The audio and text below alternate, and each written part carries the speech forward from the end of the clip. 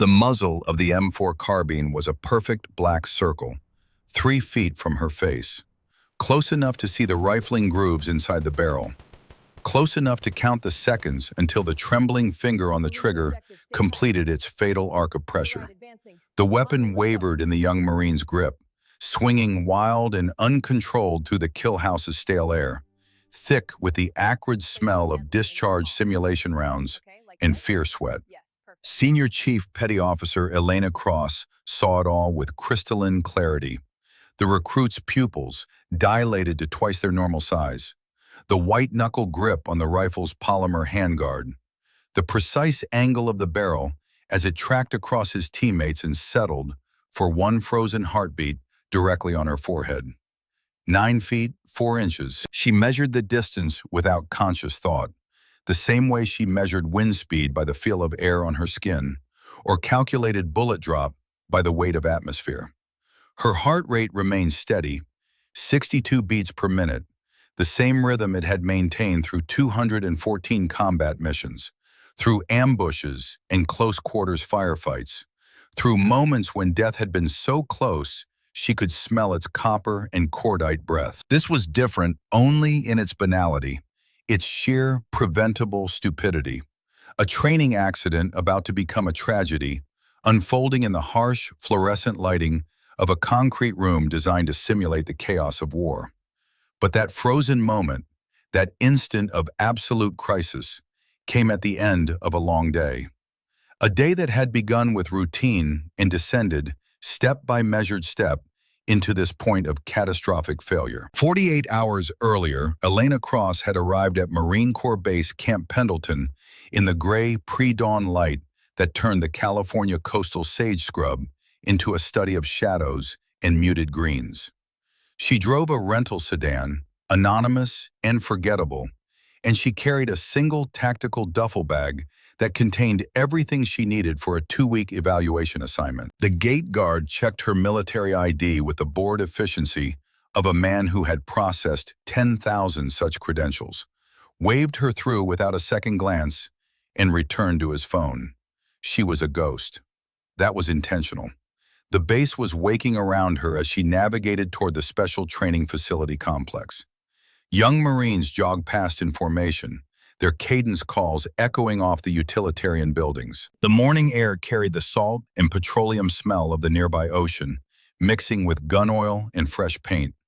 Somewhere in the distance, a firing range crackled with the percussion of live rounds. It was a landscape she knew in her bones, though she had never set foot on this particular installation before. All military bases felt the same once you understood their language. The geometry of barracks and training facilities, the hierarchies of parking spaces, the unspoken territories claimed by different units, different tribes within the larger warrior culture. Cross read it all automatically, the same way a sailor reads currents in water.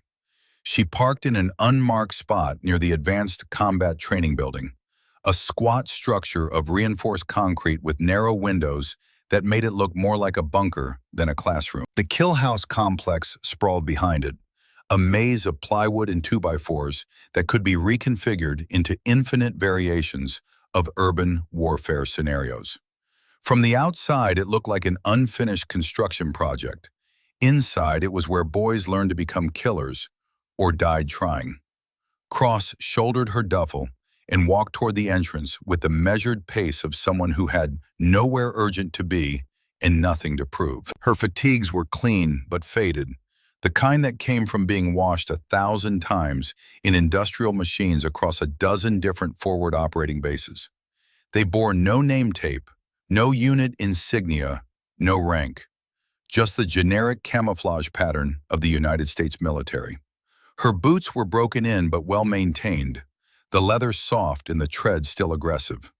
Her dark hair was pulled back in a tight, functional bun that showed threads of gray at the temples. She was 38 years old and looked like she could run a marathon before breakfast without breaking a sweat.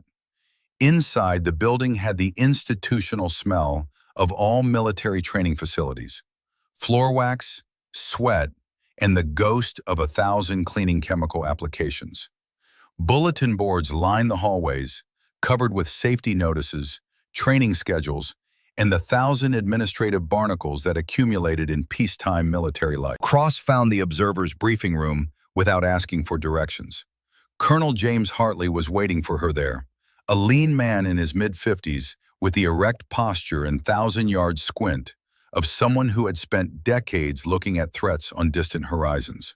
He rose when she entered, and she saw the flicker of recognition in his eyes, not because he knew her personally, but because he knew what she represented.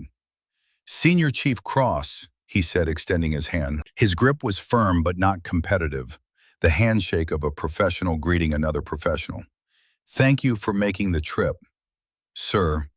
Her voice was quiet, a low contralto that carried authority without volume.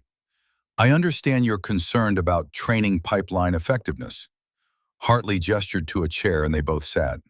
Between them on the table was a classified briefing folder with her name on the tab. He tapped it once with his index finger. "I've read your file," he said. "What I could read of it anyway.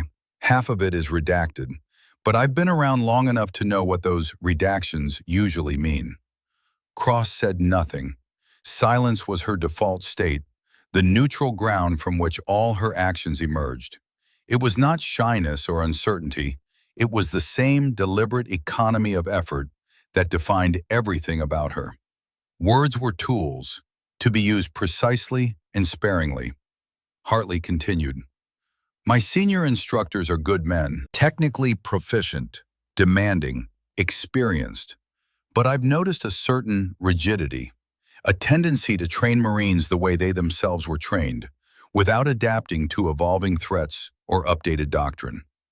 He paused, watching her face for reaction. She gave him nothing. "Your mission is to observe and evaluate. The instructors know someone from Naval Special Warfare is coming, but I haven't told them who you are or what your background is. I want to see how they react to an unknown observer." "Understood, sir." "Fair warning," Hartley said, and there was something almost apologetic in his tone. "Master Gunnery Sergeant Garrett Webb runs the Advanced CQB course. He's old school. 23 years in the Corps, 3 combat deployments. He knows his craft, but he has strong opinions about how things should be done." Another pause. "And about who should be doing them." Cross understood perfectly. She had encountered 1,000 variations of Garrett Webb over her career. Men who saw her sex before they saw her skill. Men who confused tradition with truth, who mistook familiarity for competence. Men who needed the world to remain simple and hierarchical because complexity threatened their sense of order. She did not hate these men. She simply moved through them like water through stone, reshaping them slowly or flowing around them entirely. "I'll observe today's training cycle," she said. "No interference unless safety becomes an issue." "Agreed." Hartley stood, and she rose with him. "The instructor's gantry overlooks the kill house. You'll have full visibility from there." He walked her to the door, then stopped. "Senior Chief, Webb doesn't know it yet, but he needs this evaluation. His methods are creating brittle Marines, warriors who follow procedure but don't understand principles. I'm hoping you can help me show him a better way." Cross nodded once, a minimal acknowledgement that carried the weight of a promise. The kill house sprawled before her like a concrete cathedral to controlled violence. From the elevated gantry, she could see the entire layout. 6 rooms connected by narrow hallways, each space configured to simulate a different tactical challenge. The walls were bare plywood studded with 2x4s, deliberately temporary, able to be reconfigured for each training evolution. The floor was poured concrete, stained dark with years of boot traffic, and marked with fading paint lines that delineated safe zones from firing lanes. Below, 6 Marines were gearing up under the watchful eye of Master Gunnery Sergeant Garrett Webb. Cross studied him with the same clinical attention she applied to everything. He was a large man, barrel-chested and thick-necked, with a kind of physical presence that filled a room. His voice carried easily across the concrete expanse, a booming baritone that he wielded like a weapon. "Listen up, Marines," Webb was saying, pacing before his team like a caged predator. This evolution is basic room clearing. You've done this 100 times, but basic does not mean easy, and it sure as hell doesn't mean you get to be complacent. He stopped, fixing each recruit with a hard stare. The enemy is counting on you being soft, counting on you being distracted, counting on you caring more about feelings than about putting steel on target. Cross watched the recruits absorb this. They were young, most of them barely old enough to legally drink, their faces still carrying the softness of adolescence beneath the hard shell of military bearing they were learning to project. They looked at Webb with a mixture of respect and fear that she recognized immediately. He was their model of what a warrior should be: loud, aggressive, uncompromising. She began her own assessment, a silent cataloging of details that Webb would never notice. The lead Marine in the stack was gripping his M4 too tightly, his knuckles white with tension. The second man had positioned his magazine pouches too low on his plate carrier, where they would snag on every doorway. The third kept glancing at his teammates, seeking reassurance instead of maintaining sector discipline. The fourth had inadequate spacing, crowding the man in front of him. The fifth was adequate, merely competent. And the sixth, bringing up the rear, was Corporal Kyle Brennan.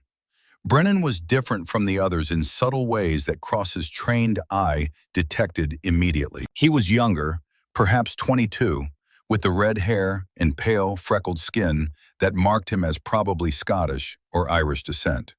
He carried himself with an earnestness that bordered on desperation, the body language of someone who needed to prove himself worthy.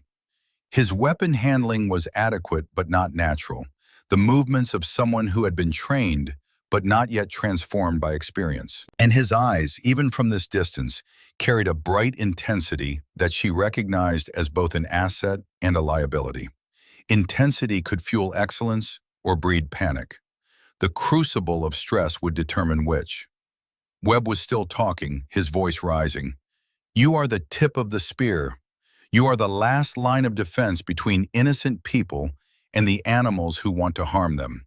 There is no room for hesitation, no space for doubt." He turned, and his gaze swept upward to the gantry where Cross stood in the shadows.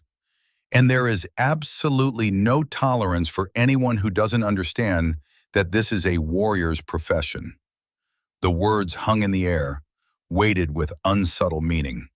Cross felt the attention of every Marine in the room shift toward her. Though most tried to hide it, she had been noticed, categorized, dismissed. She remained perfectly still, her expression neutral, her hands loose at her sides. Her breathing was slow and controlled, her heart rate unchanged. This was information, nothing more. Webb's insecurity, his need to establish dominance, his fear masked as aggression. She filed it all away in the mental database she maintained of human behavior under stress. Webb turned back to his team. "All right, let's run the evolution. Standard breach and clear, 6-room sequence, live sim rounds. Weapons hot, heads on a swivel. Execute on my mark." The team moved toward the kill house entrance, and Cross shifted her position on the gantry to maintain optimal viewing angles. She could see Colonel Hartley in his office, visible through a window, watching monitors that carried feeds from cameras positioned throughout the facility. But her own assessment would not come from cameras. It would come from direct observation, from the 1,000 subtle tells that revealed truth more clearly than any lens. The breach team stacked outside the first door, and Cross saw immediately that their formation was wrong.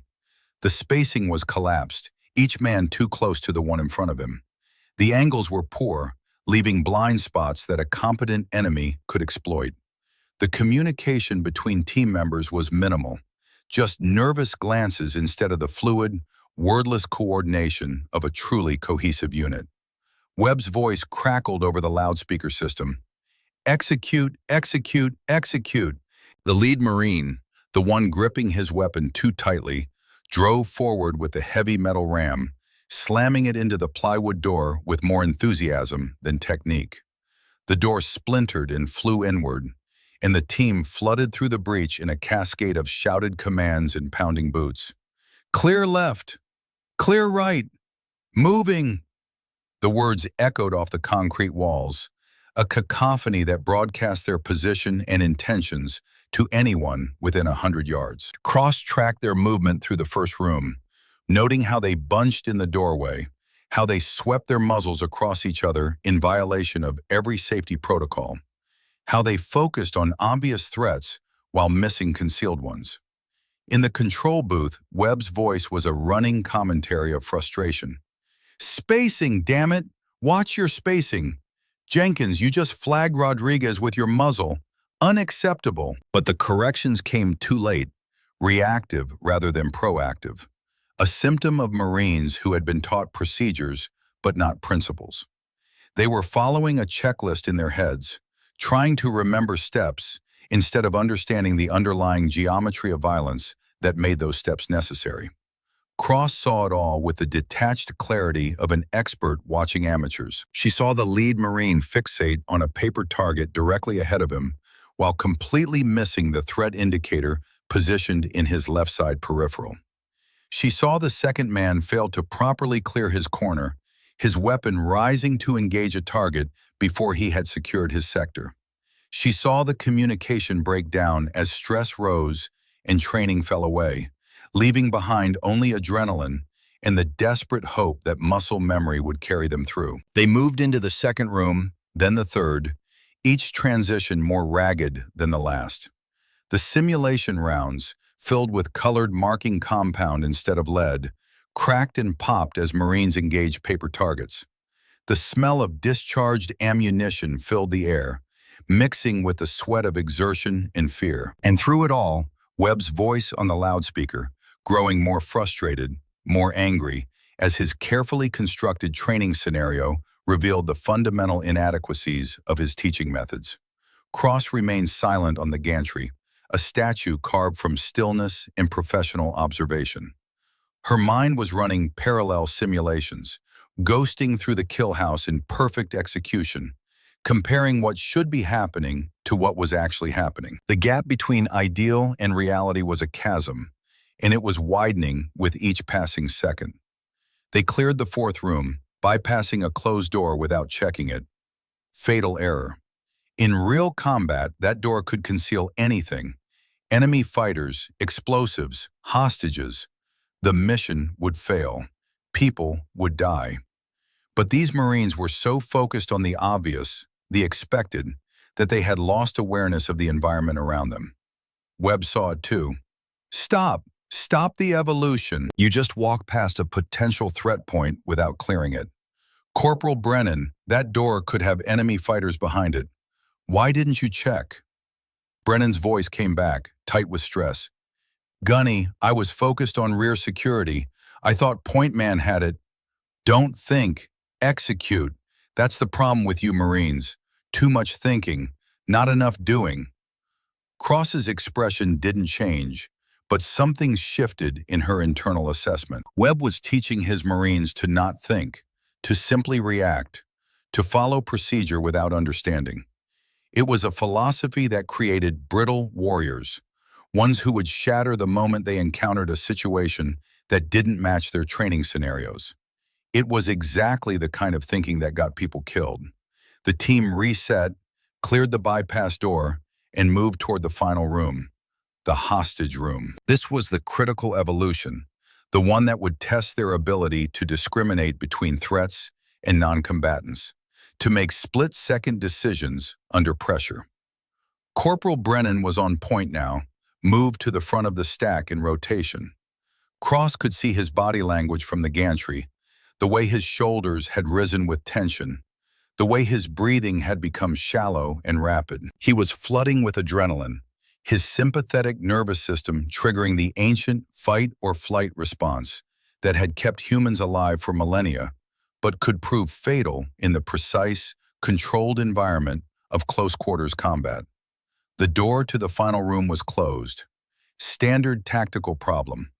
Unknown threats on the other side, potential hostage present, high-risk entry required. The team stacked, their formation slightly better now after Webb's correction, but still showing the fundamental flaws of poorly integrated training.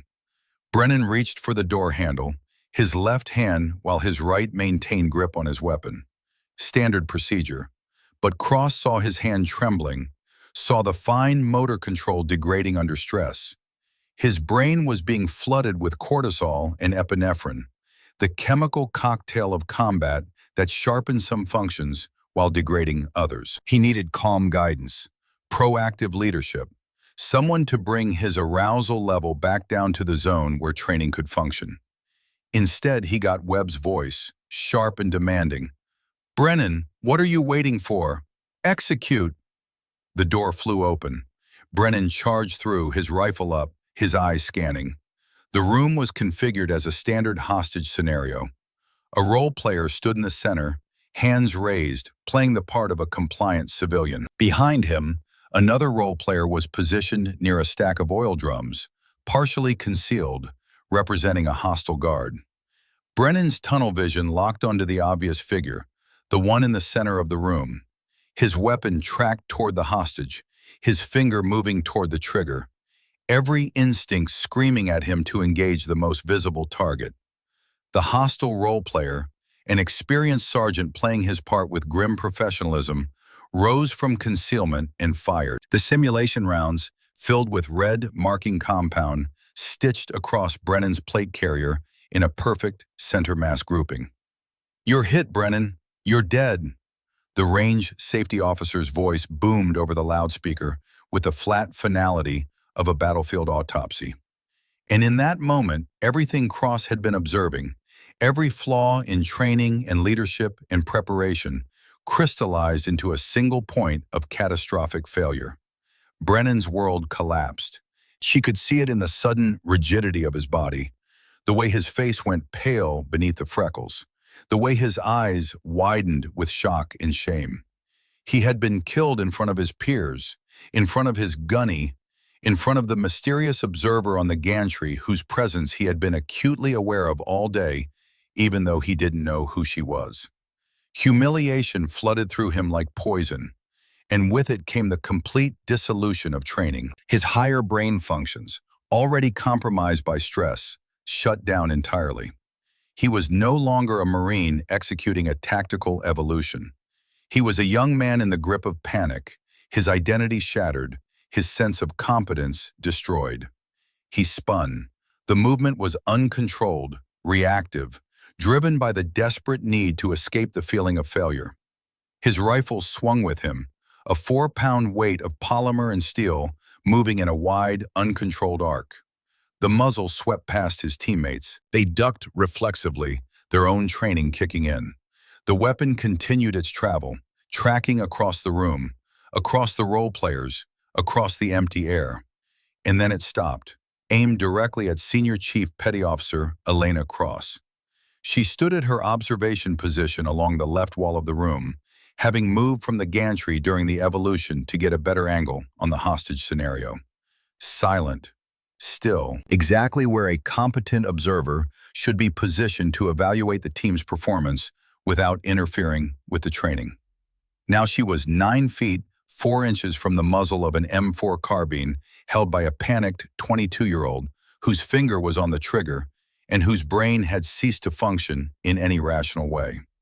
Time fractured, the moment stretched, pulled like taffy by the physics of perception under stress. Cross's mind, trained by 15 years of combat and 1,000 life-or-death decisions, processed the situation with computer-like precision. Brennan's pupil dilation, extreme, fight-or-flight response active, heart rate probably 140 plus, breathing rapid and shallow, tunnel vision engaged, higher cognitive functions offline. He was operating purely on brainstem level now, the primitive neural structures that controlled survival and nothing else. The weapon, M4A1 carbine, standard Marine infantry configuration, 14.5-inch barrel, simulation round chambered, full magazine. Safe to assume weapon condition 1, round in chamber, safety off. Distance to muzzle, 9 feet, 4 inches. Angle, directly aligned with her forehead. Brennan's finger, 60% pressure to trigger brake, maybe 70. The trigger pull on a standard M4 was roughly 5.5 pounds. Brennan's finger was applying approximately 3.5 pounds of pressure in rising. Time to trigger break, perhaps 1 second, perhaps less. On the gantry above, Colonel Hartley leaned forward, his hands gripping the railing with enough force to whiten his knuckles. He saw the disaster unfolding, saw the absolute violation of every safety protocol, saw the end of careers, and possibly the end of a young life, if that simulation round hit the wrong spot at the wrong angle. In the control booth, Master Gunnery Sergeant Garrett Webb's face had gone ashen. His hand reached for the emergency stop button, but he knew with sick certainty that he was too slow. The button would sound an alarm, would trigger lights and sirens, but none of that would matter if Brennan's finger completed its arc before the signal reached his brain. The other Marines in the room were frozen, statues caught in the amber of catastrophe. They saw what was happening, but could not process it quickly enough to intervene. Their own training, their own stress responses, had locked them in place while their brains struggled to catch up with reality. And Cross, standing in the eye of this hurricane of failure, felt her heartbeat remain steady at 62 beats per minute. Her breathing did not change. Her pupils did not dilate. The cascade of stress hormones that was paralyzing everyone else in the room never triggered in her nervous system. This was not because she lacked fear or survival instinct. It was because she had trained those responses, shaped them, refined them through thousands of hours of deliberate practice until her body's autonomic reactions were under her conscious control. She had stood in the presence of death so many times that it no longer triggered panic. It simply triggered action. Her mind calculated angles and probabilities. The weapon was 9 feet away, too far to simply step offline. The room was small, concrete walls on 3 sides, no cover available within the time window. Verbal commands were pointless. Brennan was beyond hearing, beyond processing language. The only solution was direct intervention. Physical interception of the weapon before the trigger broke. And for that, she would have to move faster than she had ever moved in training, faster than the human nervous system was supposed to allow, faster than the gap between thought and action normally permitted. She would have to move the way Master Chief Raymond Keller had taught her to move. 15 years ago, in another training facility much like this one. The way he had moved in Grenada and Panama, in the deserts of Iraq, when the margin between life and death was measured in fractions of seconds, and the only thing that mattered was the purity of committed action. She would have to become what she had spent her entire adult life training to be: the quiet professional, the silent warrior, the predator who did not announce her presence, but simply appeared in the exact right place at the exact right time to solve problems that other people could not even see coming. In Cross's peripheral vision, she saw Hartley beginning to move on the gantry, beginning the shout that would be too late. She saw Webb's finger descending toward the emergency stop, the motions seeming to take hours in her time-dilated perception. She saw the other Marines beginning to react, their bodies starting the complex kinetic chains that would eventually result in movement, but would not complete in time to matter. And she saw Brennan's finger tightening on the trigger, the pressure rising from 70% to 80%, the mechanical action inside the rifle's lower receiver beginning the final sequence that would release the firing pin and send a simulation round downrange at 1,200 feet per second. 9 feet 4 inches. Perhaps 800 milliseconds until trigger break. The human nervous system required approximately 150 milliseconds to process a visual stimulus and initiate a motor response. Another 200 milliseconds for that signal to travel from brain to muscle and for the muscle to begin contracting. She would need to cover 9 feet in less than 600 milliseconds after initiating movement, and she would need to not only reach the weapon, but deflect it, control it, and neutralize it before that trigger broke. Impossible by every standard of human physiology and performance, which is exactly why no one expected her to try. Cross moved. There was no wind-up, no telegraph, no visible preparation. One instant she was standing still, observing. The next instant she was in motion, her body exploding forward with a kind of controlled violence that can only come from perfect neuromuscular coordination refined by endless repetition. Her first step covered 4 feet, not by running, but by a technique Keller had called closing the gap, a method of forward movement that looked impossible until you understood the biomechanics. Her rear leg drove with the force of an Olympic sprinter, while her front leg reached forward in an unnaturally long stride, her center of gravity dropping low to maintain balance.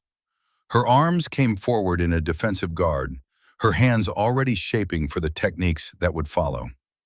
Brennan did not register her movement. His tunnel vision was too severe, his awareness too degraded. To him, she might as well have teleported. Her second step brought her inside the weapon's reach, and her left hand moved with the precision of a surgeon and the speed of a striking snake. She did not grab for the barrel. That would have been too slow and would have put her hand in front of the muzzle. Instead, her palm struck the rifle's upper receiver from the side, applying force at a 45-degree angle upward and to the right. The laws of physics took over. The weapon, weighing roughly 7 pounds loaded, could not resist the sudden application of force from an unexpected vector. The barrel rose, tracking away from her face, away from her body, pointing harmlessly toward the ceiling. Brennan's finger completed its arc on the trigger. The simulation round discharged with a sharp crack that echoed off the concrete walls. The projectile, a modified cartridge filled with colored marking compound, sailed upward and impacted the ceiling, leaving a bright red splatter against the white paint. But Cross was not finished. Deflecting the weapon was only the first step. She still had to control it, to remove it from Brennan's possession before he could regain awareness and potentially create another safety violation. Her right hand, moving in perfect synchronization with her left, struck the magazine release on the rifle's lower receiver. The button depressed with a mechanical click, and the 30-round magazine dropped free, falling to the concrete floor with a metallic clatter.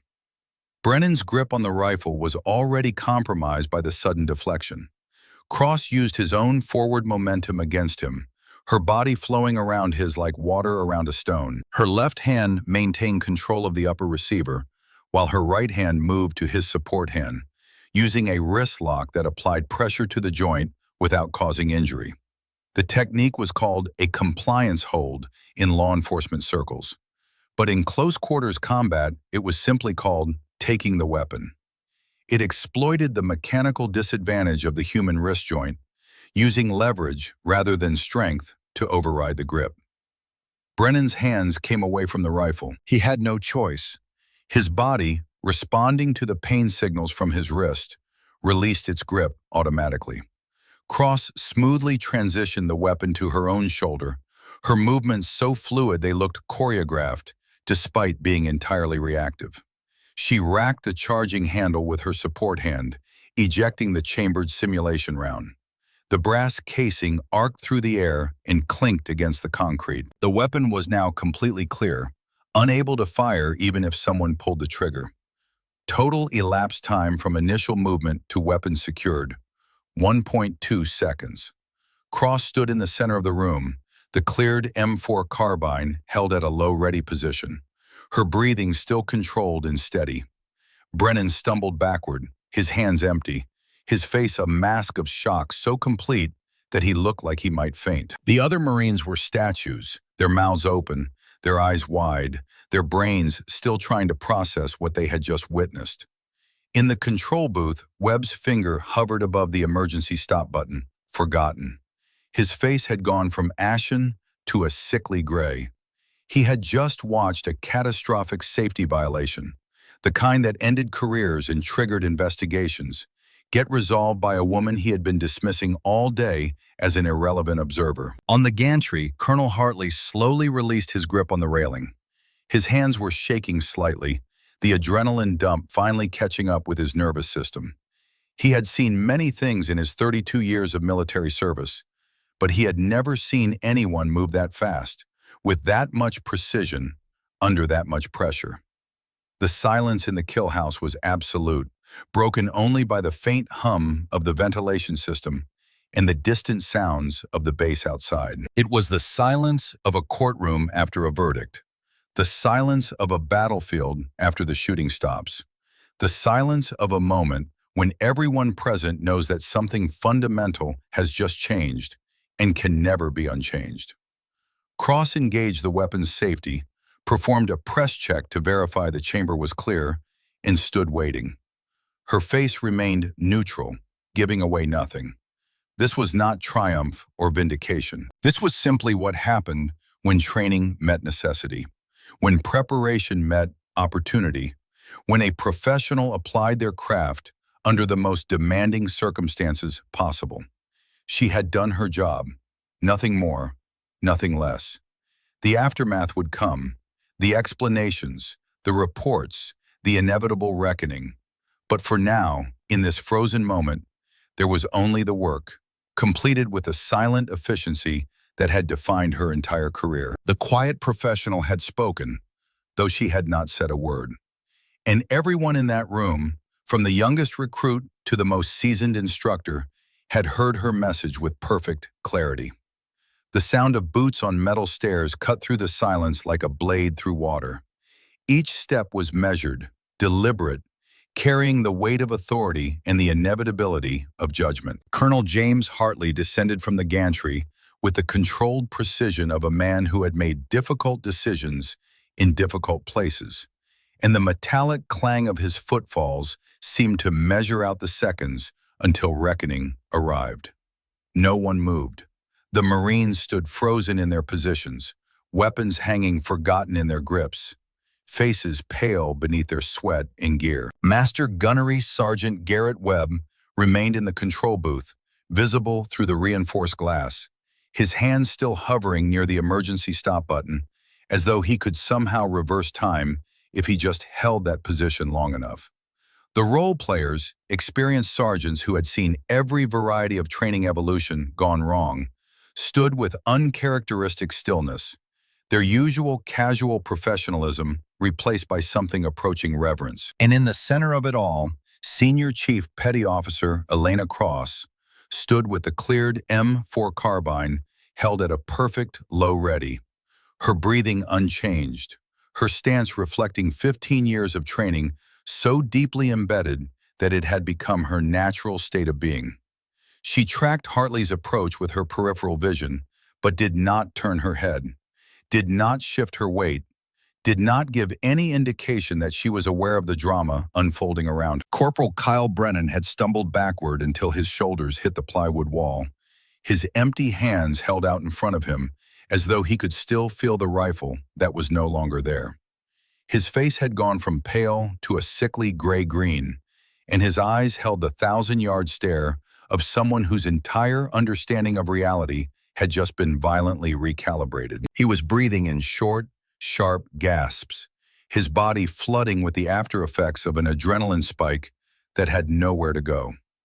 Hartley reached the floor and walked past the clustered Marines without looking at them. His path was direct, his focus singular. He stopped 6 feet from Cross, close enough to speak without raising his voice, but far enough to maintain the formal distance that military protocol demanded. The air between them seemed to crackle with unspoken questions and carefully withheld answers. For a long moment, he simply looked at her. His eyes traveled from the weapon in her hands to her stance, to her face, reading the details that others might miss. The way her weight was distributed exactly 50-50 between both feet. The way her shoulders remained level despite having just performed a dynamic movement that should have left her slightly off balance. The way her hands held the rifle with a kind of casual familiarity that spoke of 10,000 repetitions, 100,000 rounds fired, countless hours in rooms exactly like this one. Webb's voice crackled over the loudspeaker system, strangled and desperate. "Stand down. Exercise terminated.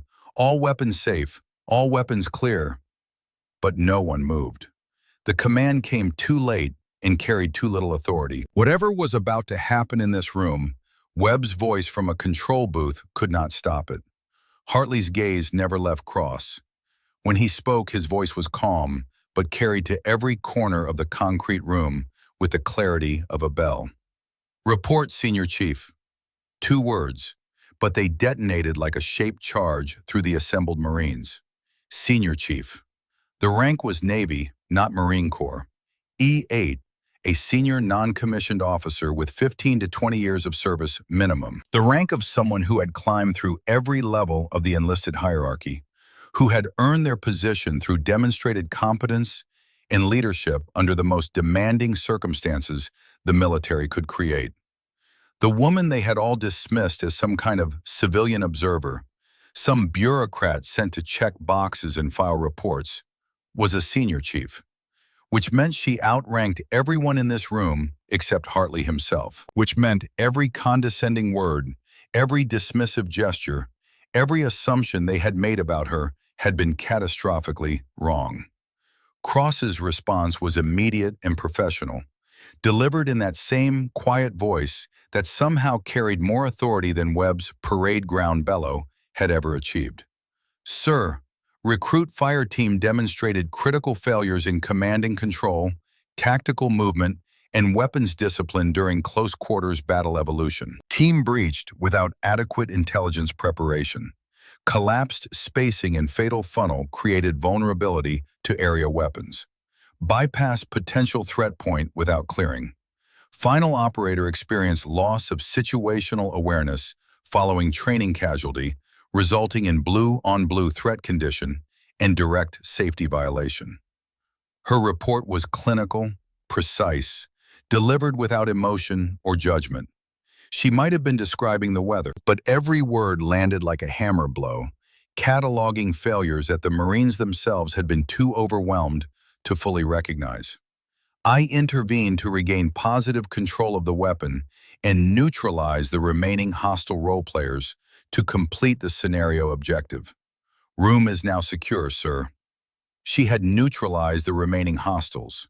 In the chaos of the safety violation, everyone had forgotten that detail. But after disarming Brennan, before the weapon had even settled fully to her shoulder, she had fired 2 perfect shots from the hip. Pop, pop. 2 simulation rounds that had struck the paper targets taped to the role players' chests with the kind of precision that professionals spend careers trying to achieve. Hartley nodded slowly, a gesture that carried profound weight. Then he did something that sent a shockwave through every Marine present. He turned to face the control booth where Webb stood frozen, and his voice, still calm, but now edged with steel, carried a command that allowed no debate. "Master Gunnery Sergeant Webb, join us on the floor. Now." Through the glass, Webb's face seemed to age 10 years in 10 seconds. He knew what was coming. He could read it in Hartley's posture, in the tone of that command, in the way the colonel stood next to this quiet woman who had just demonstrated a level of tactical proficiency that made 23 years of Webb's experience look like amateur hour. Webb emerged from the control booth and walked onto the kill house floor with the gait of a man approaching his own execution. His shoulders, usually thrown back in aggressive confidence, had rounded slightly. His hands, usually gesturing and emphasizing his points, hung awkwardly at his sides. He stopped at attention before Hartley, his eyes fixed on a point somewhere over the colonel's shoulder, unable or unwilling to look at Cross. Hartley let the silence stretch. It was a technique Cross recognized, one she had seen senior leaders employ when the lesson being taught required weight and gravity. Let them stand in their own discomfort. Let them marinate in the consequences of their assumptions. Let the truth settle into their bones before you give it words. Finally, Hartley spoke. "Gunnery Sergeant Webb, you seem to have some questions about our observer's qualifications." He produced a ruggedized military tablet from a cargo pocket on his trousers, the kind that could survive being dropped from a helicopter or submerged in seawater. With deliberate slowness, he powered it on and navigated through several security screens. "Allow me to clarify them for you." He turned the tablet so that Webb could see the screen, but he spoke for the benefit of everyone present, his voice carrying with the resonance of a pronouncement. Let the record show that our observer is Senior Chief Petty Officer Elena Cross of the United States Navy. He paused, letting the name settle. Several of the younger Marines exchanged glances, confusion visible on their faces. But the more experienced ones, the ones who had deployed, who had worked with other services, who had heard stories in the dim corners of forward operating bases, went very still. Unit affiliation, Hartley continued, reading from the tablet with the formality of a court proceeding, Naval Special Warfare Development Group. The collective intake of breath was audible. DEVGRU, the Naval Special Warfare Development Group, the unit that most of the world knew by a different name, one that was technically obsolete but had burned itself into popular consciousness through a combination of extraordinary operations and deliberate mystique. SEAL Team 6, the Tier 1 Special Mission Unit that conducted the nation's most sensitive direct action missions in the darkest corners of the world. Cross stood motionless, her expression unchanged. This revelation was not triumph for her. It was simply information being disclosed, a necessity of the situation. She had spent her career in the shadows by choice, operating in worlds where recognition was a liability and anonymity was survival. But sometimes the shadows had to give way to light, and professionals adapted to circumstances. Hartley was still reading. Senior Chief Cross serves as lead instructor for advanced close-quarters combat and hostage rescue operations at the Naval Special Warfare Training Facility, Dam Neck, Virginia. She is the primary architect of the urban warfare doctrine that your current training manuals are based on. Webb's face had gone from gray to a deep, mottled red. He was not just embarrassed, he was facing the systematic demolition of his professional identity. The procedures he had been teaching, the methods he had been drilling into his Marines, the very doctrine he had claimed as his own expertise, all of it came from this woman he had spent the day dismissing and insulting. The colonel scrolled through the file, his finger moving down the screen with judicial precision. Operational record: 214 confirmed direct action missions in hostile territory across 4 theaters of operation. 214. The number hung in the air like smoke. These were not training exercises or simulation drills. These were real-world missions where people died if you made mistakes, where split-second decisions determined whether you came home in a helicopter or a box, where the only thing that mattered was results. Silver Star for gallantry in action during Operation Phantom Fury, Fallujah, November 2004. Hartley's voice carried no inflection, but the weight of the medal's significance needed no emphasis. The Silver Star was the 3rd highest military decoration for valor, awarded only for exceptional courage in the face of the enemy. Navy Cross for extraordinary heroism during hostage rescue operations, Horn of Africa, March 2014. Now Hartley paused, his eyes lifting from the tablet to meet Webb's gaze. The Navy Cross sat just below the Medal of Honor in the hierarchy of valor decorations. It was given for acts of heroism so exceptional that they transcended normal expectations of duty. The citation for that Navy Cross, Hartley continued, his voice dropping to a quieter register that somehow carried even more force, describes Senior Chief Cross single-handedly neutralizing 12 enemy combatants after the rest of her assault team was incapacitated by an improvised explosive device. She then extracted both the hostage and her wounded teammates while under sustained enemy fire, refusing medical evacuation for herself until all other personnel were secured. 12 enemy combatants, single-handedly. The words seemed impossible, like something from a movie or a fabricated war story told in bars. But Hartley was reading from an official record, his voice carrying the absolute authority of documented truth. He scrolled further. Additional decorations include 3 bronze stars with Valor device, 2 Purple Hearts for wounds received in action, and the Presidential Unit citation. He looked up from the tablet. Her expert qualifications include every weapon system in the NATO inventory. Her master-level certifications cover high-altitude, low-opening parachute insertion, combat diving, and tactical demolitions. She maintains language proficiency in Arabic, Pashto, Farsi, and Russian. The list went on, each achievement another nail in the coffin of Webb's assumptions. But Hartley was not finished.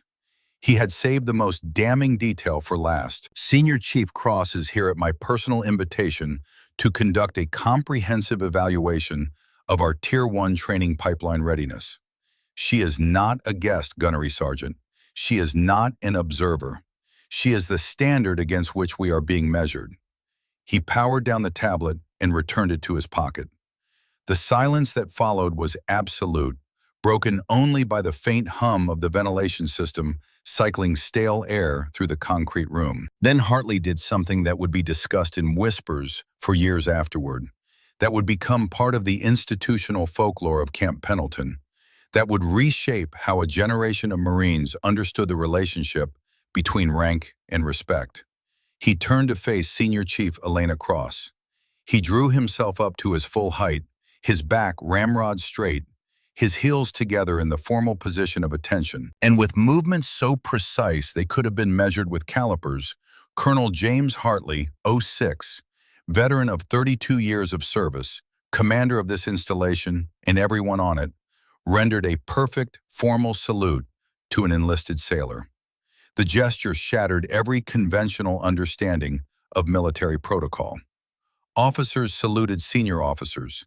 Enlisted saluted officers. The intricate dance of military courtesy had rules that everyone understood, boundaries that defined the hierarchy and maintained good order and discipline. But what Hartley had just done transcended protocol. It was not a salute between ranks. It was a warrior's acknowledgement of another warrior.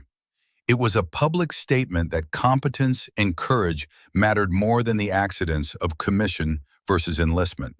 It was an apology, a coronation, and a vindication all compressed into a single gesture. Cross, in response, gave the smallest inclination of her head. Not a salute, not a bow, just a minimal acknowledgement that carried profound respect. For her, the validation was not in the gesture or the recitation of her record. The validation was in the work itself, in the mission accomplished, in the professional standards maintained under pressure. Everything else was just theater. Hartley held the salute for 3 full seconds, an eternity in military time, then brought his hand down in a crisp arc. He turned to Webb, and his voice, when he spoke, carried a different quality. Not anger, but something colder and more permanent: disappointment. Gunnery Sergeant, you will secure this training area and ensure all weapons are properly cleared and stored. You will prepare a comprehensive after-action report detailing every safety violation that occurred during this evolution. And you will report to my office at 0800 tomorrow morning to discuss how we are going to fix the systemic failures that nearly got someone killed today. Webb's voice, when he finally spoke, was barely a whisper. Yes, sir. Dismissed. Webb executed an about-face and walked toward the arms room with the mechanical movements of a man in shock. The other Marines, still clustered near the entrance, parted to let him pass. They watched him go with expressions that mixed pity and unease. Their gunny, the man they had patterned themselves after, the embodiment of Marine Corps toughness and expertise, had just been publicly humbled by a quiet woman who moved like physics had different rules for her. Hartley turned back to Cross. Senior Chief, I apologize for the unprofessional conduct you experienced today. It will not happen again. Cross's voice, when she responded, remained quiet and level. No apology necessary, sir. The evaluation revealed exactly what needed to be revealed. That was the mission. Hartley nodded, recognizing the professionalism in her response. She had not come here for personal vindication. She had come to assess training effectiveness, and the day's events had provided more data than a month of standard observation could have generated. Will you join me in my office? Hartley asked. We should discuss your preliminary findings. Of course, sir. Cross moved to the arms rack where Brennan's M4 hung on its designated peg. She performed a final press check to verify the weapon was clear, ensured the safety was engaged, and secured it properly. Even now, even after everything, she followed procedure with meticulous attention to detail. The small things mattered.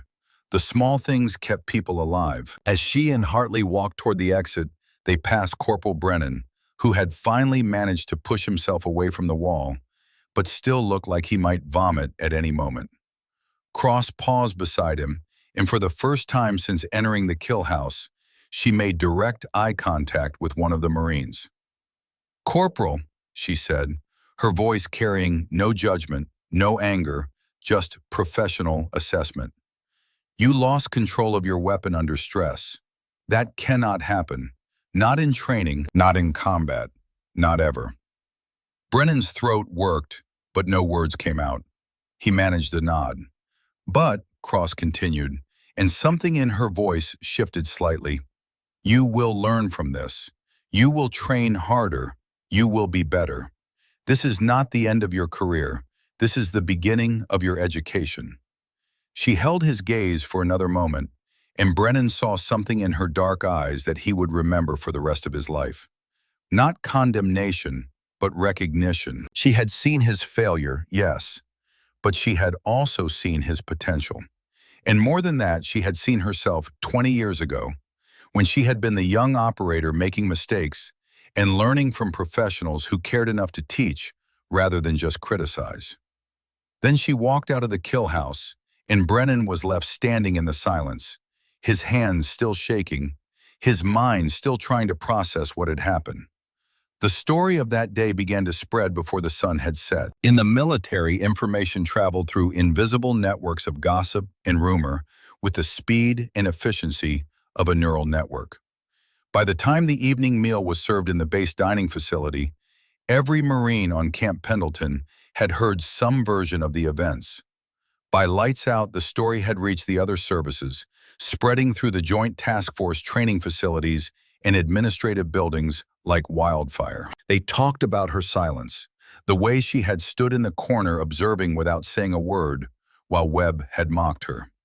They talked about her speed, describing the disarm sequence with the breathless excitement of people recounting a miracle. Some said she had moved so fast that no one had actually seen it happen, that the weapon had simply appeared in her hands as though by magic. Others, who had been closer or had better angles, described the physics of her movement with the technical precision of engineers discussing a particularly elegant solution to a complex problem. By the time the story reached the base commander's evening briefing, it had acquired a thin layer of myth. She had disarmed 3 Marines. She had neutralized 6 targets. She had done it while wounded. The details multiplied and transformed, each retelling adding a new layer of impossible achievement. But at the core of every version, no matter how embellished, was the same essential truth. A quiet professional had been underestimated, had been disrespected, and had responded not with anger or argument, but with a demonstration of such absolute competence that it had rewritten everyone's understanding of what was possible. Garrett Webb sat alone in the instructor's office long after everyone else had gone home. The lights of the parking lot cast long shadows through the window blinds, painting bars of illumination across his desk. In front of him, a computer monitor displayed the security footage from the kill house, the image frozen on the moment just before Cross had moved. He had watched the sequence 47 times.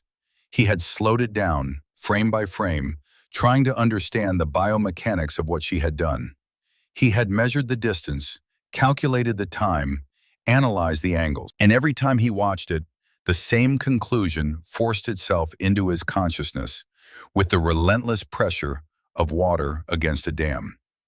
He had been completely, catastrophically wrong, not just about her, about everything, about what made a warrior effective, about what strength actually meant, about the difference between loudness and leadership, between aggression and competence, between the appearance of professionalism and the reality of it.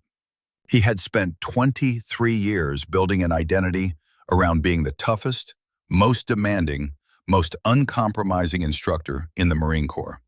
He had wrapped himself in the superficial trappings of warrior culture, the booming voice, the aggressive posture, the public demonstrations of dominance, and had confused those trappings with substance. Cross had stripped all of that away in less than 2 seconds. She had shown him and everyone else what actual mastery looked like. It was not loud. It was not theatrical. It was simply effective, executed with a calm precision that transcended ego and performance. The shame that washed over him was physical, nauseating. He had not only been wrong, he had been a fool. And worse, his foolishness had nearly gotten someone killed. If Cross had not been there, if she had not possessed the skill and the will to intervene, Brennan might have pulled that trigger. The simulation round might have struck another Marine. Someone might have been seriously injured or killed because Webb's training methods had created brittle, reactive operators instead of calm, thinking professionals. A soft knock on the doorframe interrupted his spiral of self-recrimination. He looked up to see Cross standing in the doorway, her small duffel bag over one shoulder, her posture relaxed but alert. "May I come in, Gunnery Sergeant?" Webb stood reflexively, muscle memory overriding his emotional state. "Senior Chief." "Yes, of course." She entered and closed the door behind her, then moved to stand by the window, looking out at the darkened training facilities.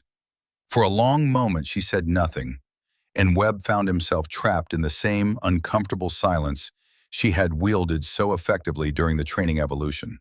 Finally, he found his voice. "Senior Chief, I owe you an apology." The words came out rough, scraped raw by hours of self-examination. "My conduct today was unprofessional. It was disrespectful. It was..." He struggled to find adequate words. "It was inexcusable." Cross turned from the window to face him. Her dark eyes, calm and steady, held his gaze without judgment or satisfaction. "I was wrong about you," Webb continued, the confession pouring out now that he had started. "I saw what I expected to see instead of what was actually there. I let my assumptions blind me to reality, and because of that, I failed my Marines. I failed to train them properly. I failed to lead them properly. I failed to be the professional they needed me to be." He stopped, his voice breaking slightly. "I apologize, Senior Chief, sincerely and without reservation." The silence that followed was not uncomfortable. It was simply space, allowing his words to settle and be received. Cross walked over to the arms maintenance bench that occupied one wall of the office. On it lay several disassembled M4 components, the mechanical guts of the weapons that defined their profession. She picked up a bolt carrier group, turning it in her hands with the casual familiarity of someone who had field-stripped weapons in the dark, in the cold, under fire. When she spoke, her voice carried the same quiet authority it always did, but now there was something else in it. Not warmth exactly, but a kind of recognition. "Master Chief Raymond Keller taught me something a long time ago," she said, still examining the bolt carrier.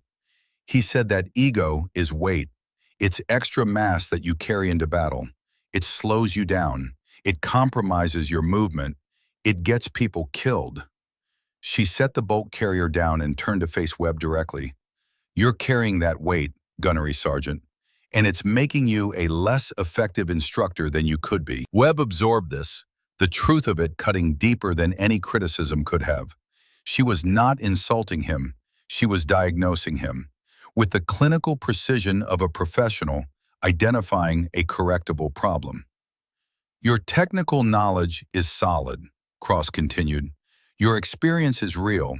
Your dedication to your Marines is genuine.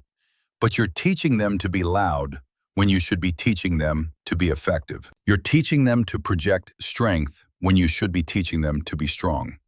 She moved toward the door, her duffel bag shifting on her shoulder, but she paused at the threshold, looking back at him. "You have the ability to be an exceptional instructor, Gunnery Sergeant," Cross said, her eyes holding his with quiet intensity. But first, you need to let go of the weight you're carrying. Webb's throat was tight. How do I do that, Senior Chief? How do I fix this?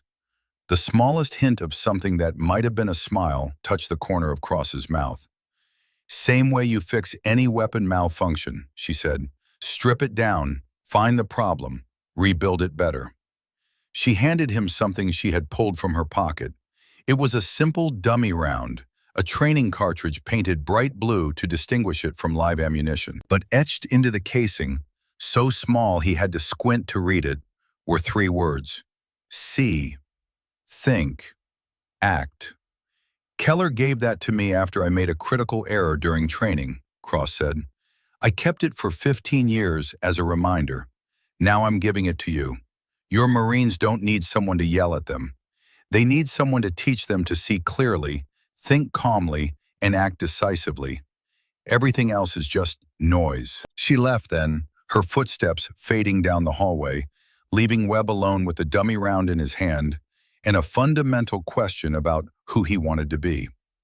18 months had passed since the incident in the kill house, and the morning sun over Helmand Province burned with the kind of merciless intensity that turned metal surfaces into brands and exposed skin into cracked leather. Forward Operating Base Dwyer squatted in the Afghan dust like a collection of shipping containers and concrete barriers, a small island of American military presence in an ocean of ochre earth and ancient hostility. Sergeant Kyle Brennan stood in the operations tent, looking down at the satellite imagery spread across the tactical planning table. The map showed the village of Kariz-e-Sayed, a collection of mud brick compounds clustered around an irrigation canal that had been flowing since before the pyramids were built. Intelligence indicated that a Taliban commander was using one of those compounds as a safe house, and Brennan's squad had drawn the mission to capture or kill. The young Marine corporal who had frozen in the kill house was gone, transformed by 18 months of combat deployments and hard-earned lessons into something different. Brennan's face had lost its softness, the boyish roundness replaced by the lean, weathered look of someone who had spent months in places where comfort was a memory and survival was a skill. His red hair was darker now, dulled by dust and sun, and his freckled skin had been burned and reburned until it had developed a permanent tan that looked almost like leather. But the most significant change was not physical. It was in the way he held himself, the way he spoke, the way he approached problems. The desperate eagerness to prove himself had been replaced by a quiet confidence that came from having been tested and having survived. He had become, in the 18 months since Elena Cross had disarmed him, exactly what she had seen the potential for him to become. 8 Marines clustered around the table, their faces showing various stages of exhaustion and readiness. They had been on rotation in Helmand for 7 months, conducting daily patrols and raids, slowly grinding down the Taliban presence through the kind of relentless, unglamorous work that never made headlines, but won wars, one compound at a time. Brennan tapped the map with a gloved finger, his voice calm and measured. Primary objective is Compound 3, here. 2-story structure, reinforced walls, single entry point on the south side. Secondary objective is to clear and secure the surrounding buildings to prevent escape routes. Private First Class Grant Harrison, the youngest member of the squad at 19 years old, leaned forward to study the imagery. He was tall and thin, with a kind of metabolism that kept him looking adolescent, no matter how much he ate or how hard he trained. His eyes, though, held a wariness that came from having seen friends wounded and knowing that mortality was not theoretical. Sergeant, that entry point looks like a fatal funnel waiting to happen. If they know we're coming, they could stack us up pretty good. Brennan nodded, appreciating the observation. This was the kind of thinking he tried to encourage in his Marines, the kind of critical analysis that kept people alive. Good catch, Harrison. That's why we're not going in loud. We're going to use the irrigation canal for concealed approach, breach the north wall where they won't expect it, and clear the compound before they can establish defensive positions. He looked around at his squad, meeting each Marine's eyes individually. They were young, most of them younger than he was, and they looked at him with a trust that he felt like a physical weight. They believed he would bring them home. He intended to honor that belief. "Before we step outside the wire," Brennan said, his voice dropping to a quieter register, "I want to tell you something." The Marines shifted, recognizing the change in tone. This was not standard tactical briefing anymore. This was something else, something personal that their sergeant needed them to hear. 18 months ago, I screwed up. I screwed up in a training exercise so badly that it should have ended my career. I lost control of my weapon. I let panic override my training, and I pointed my rifle directly at another person's head. Harrison's eyes widened. He had heard rumors about Brennan's past, whispered stories in the squad bay about an incident at Camp Pendleton, but never the full story from Brennan himself.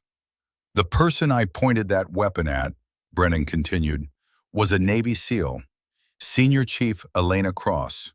She was DevGru, SEAL Team 6, one of the most experienced close-quarters combat operators in the entire special operations community. And I, a scared corporal who had never seen combat, aimed a loaded weapon at her head because I couldn't handle the stress of a training scenario."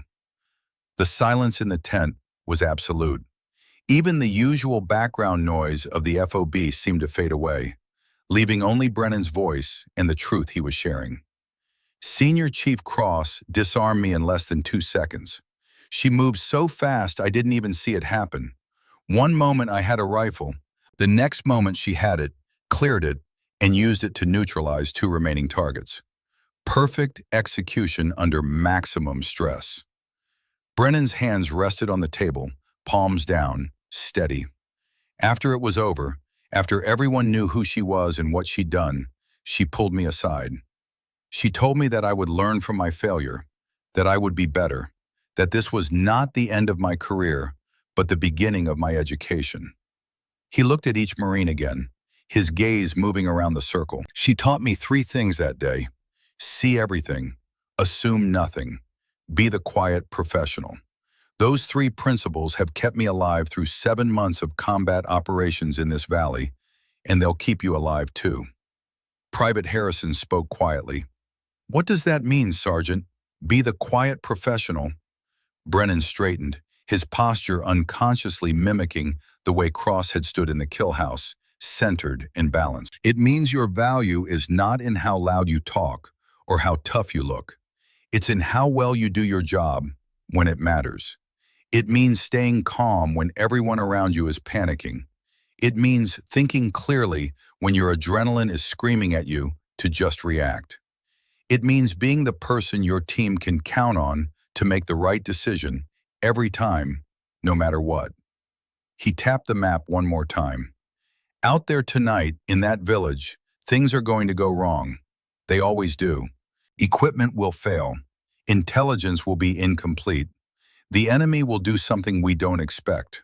And when that happens, I need you to see everything, assume nothing, and be professionals. Can you do that?" 8 voices answered in unison, quiet but firm. "Yes, Sergeant." "Outstanding. We step off at 2200 hours. Check your gear, hydrate, and get some rest. Dismissed." The Marines filed out of the tent, their voices rising as they discussed the mission and prepared mentally for the night ahead. Harrison lingered for a moment, hesitating at the tent flap. "Sergeant, that senior chief who disarmed you, is she why you're different from the other squad leaders? Why you don't yell at us like Sergeant Martinez does with his squad?" Brennan considered the question carefully. "She showed me that the loudest person in the room is usually the weakest. That real strength is quiet. That the best leaders don't need to shout because their actions speak for them." He met Harrison's eyes. "So yes, she's why I lead the way I do. Because her way works. And more importantly, it works without breaking people down unnecessarily." Harrison nodded slowly, processing this. "I hope I can meet her someday. Tell her thank you." Maybe you will, Brennan said. But the best way to thank her is to be the kind of Marine she was training us all to become. Now go prep your gear. The mission that night went wrong in exactly the way Brennan had predicted it would, which is to say it went wrong in ways no one could have anticipated. The irrigation canal that was supposed to provide concealed approach turned out to be dry, forcing them to cross open ground under pale moonlight. The compound they breached was not Compound 3, but Compound 4, the satellite imagery having been misaligned by someone back at division headquarters. And the Taliban commander they were hunting was not there, having moved 2 days earlier based on intelligence that the Americans were planning operations in this sector. But the compound was not empty. 6 Taliban fighters had been using it as a patrol base, and when Brennan's squad breached the north wall at 03:15, they walked into an ambush that had been set for exactly this kind of assault. The firefight erupted with the sudden, overwhelming violence that characterized close-quarters combat.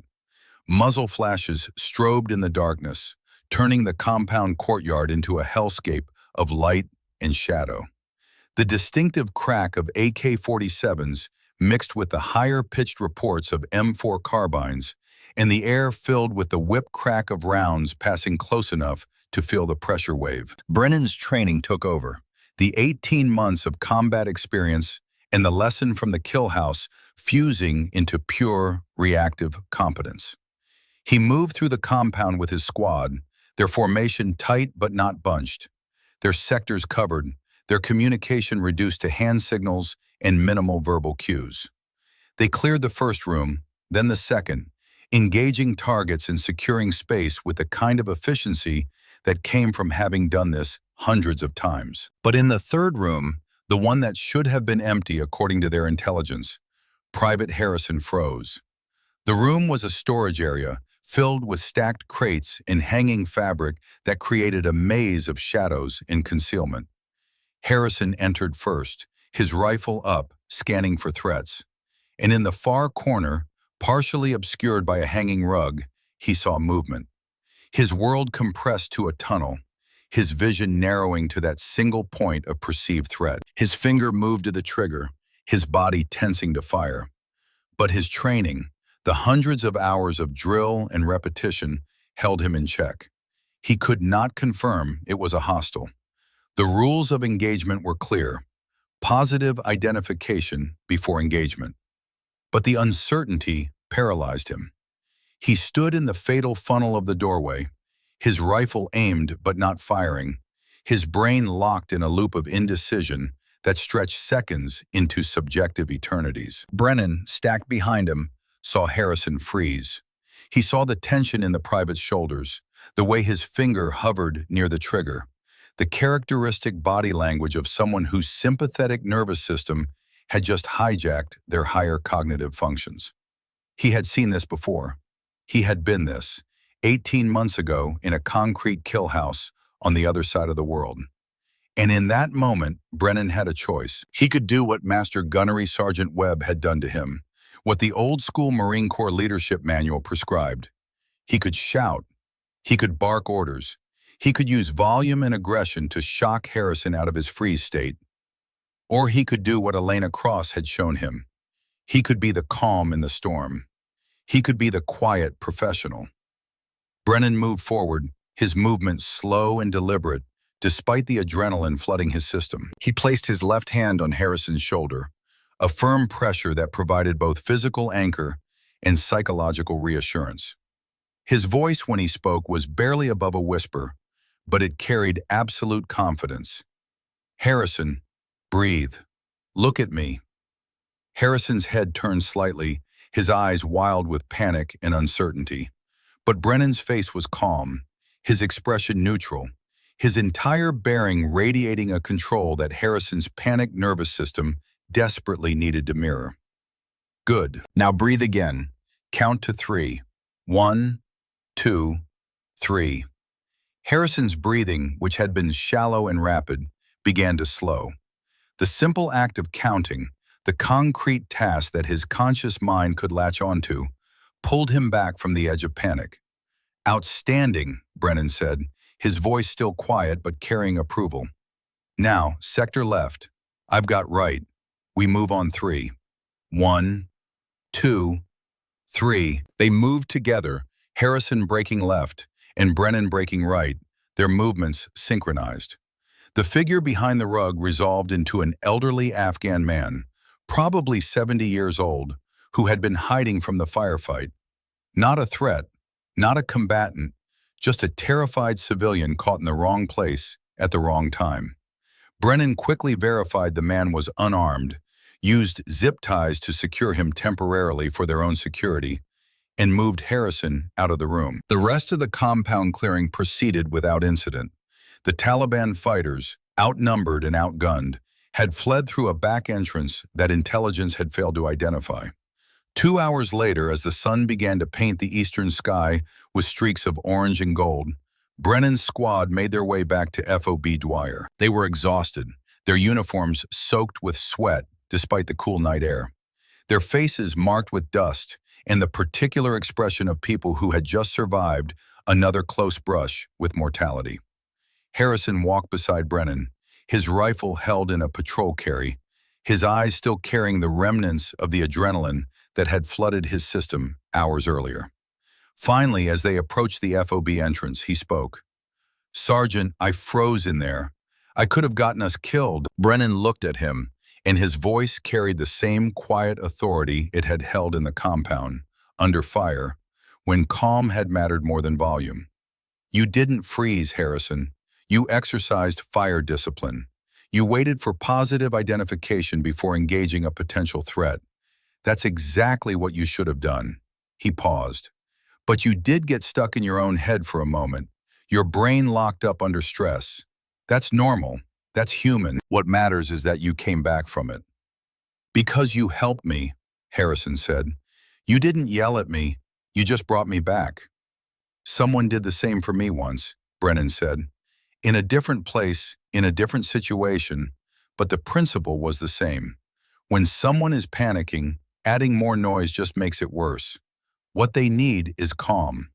They need to see that it's possible to be in control, even when everything feels chaotic." They passed through the FOB gates, and Brennan added quietly, "You did good work tonight, Harrison. You maintained discipline under fire. You trusted your training, and when you needed help, you accepted it. Those are the marks of a professional. Be proud of that."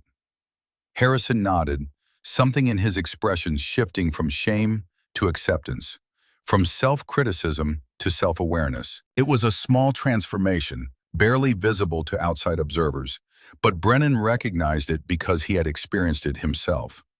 The lesson was spreading, rippling outward from that moment in the kill house, carried through Brennan to Harrison, and through Harrison to whoever came next.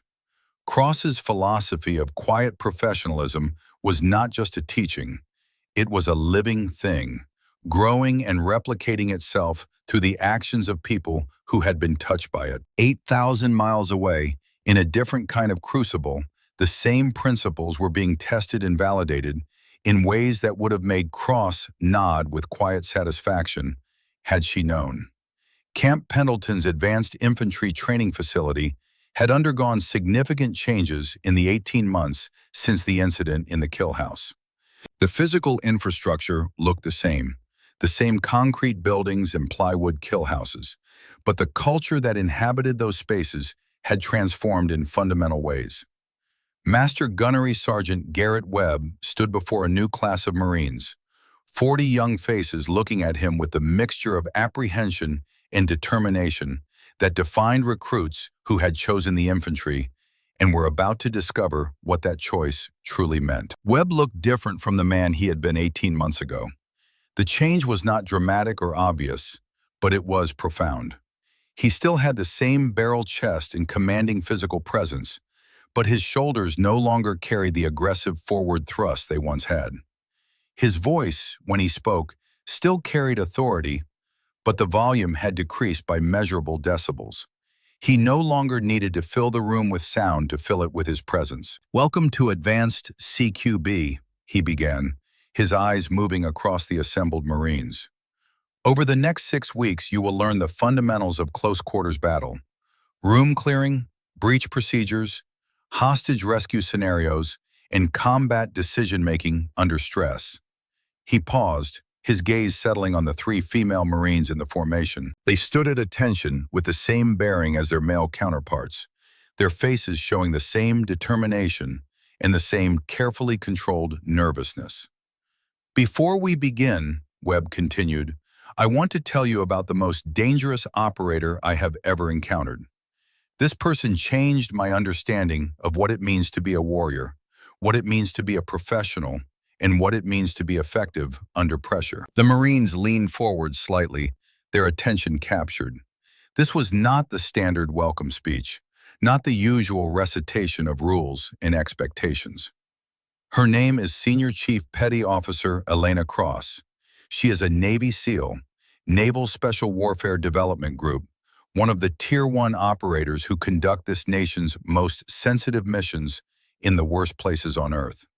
And she taught me, in less than 2 seconds, a lesson that I had failed to learn in 23 years of service. Webb walked to the side of the room where a small plaque hung on the wall, positioned where every Marine who entered the kill house would see it. The plaque was simple, a piece of brushed aluminum with 3 words engraved on it and a notation below. Assume nothing. Senior Chief E. Cross, NSW. 18 months ago, Webb said, I made assumptions about Senior Chief Cross based on her appearance, her gender, and my own prejudices about who belonged in a kill house. I was loud, aggressive, and dismissive. I believed that strength meant volume and that leadership meant domination. He turned back to face the Marines, and his expression carried a weight that transcended any lecture or PowerPoint presentation could have achieved. Senior Chief Cross proved me wrong in the most definitive way possible.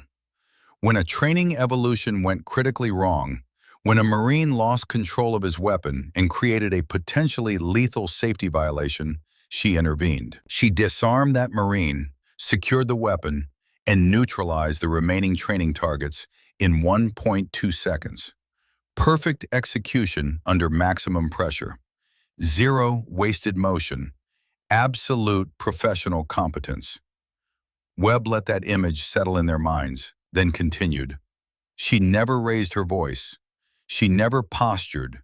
She never needed to prove anything because her actions did all the proving that mattered. She was the quietest person in the room, and she was, without question, the most dangerous. One of the female Marines, Private First Class Victoria Aldridge, raised her hand. Webb nodded to her. Master Guns, what happened after? Did she, chew everyone out? Webb's expression shifted slightly, and something that might have been a smile touched the corner of his mouth. No, Private. She gave me a training dummy round with 3 words etched on it. See, think, act. Then she told me that my Marines didn't need someone to yell at them. They needed someone to teach them to see clearly, think calmly, and act decisively. Everything else was just noise. He pulled that same dummy round from his pocket, the blue training cartridge that he had carried every day for 18 months. This round reminds me that quiet competence will always defeat loud arrogance. And it reminds me that real strength doesn't need to announce itself. Webb returned the round to his pocket and faced the formation squarely. That is the standard I will hold you to in this course. Not how loud you can shout or how aggressive you can appear, but how effectively you can execute your mission under pressure. How clearly you can see threats. How calmly you can think through problems. How decisively you can act when action is required. The Marines absorbed this, their young faces showing the beginning of understanding. This was not going to be the kind of training they had expected, the kind depicted in movies with screaming instructors and theatrical demonstrations of toughness. This was going to be something different, something harder in ways they could not yet fully comprehend. All right, Webb said, his tone genuine and reflective. Let's get to work. First evolution is basic room entry.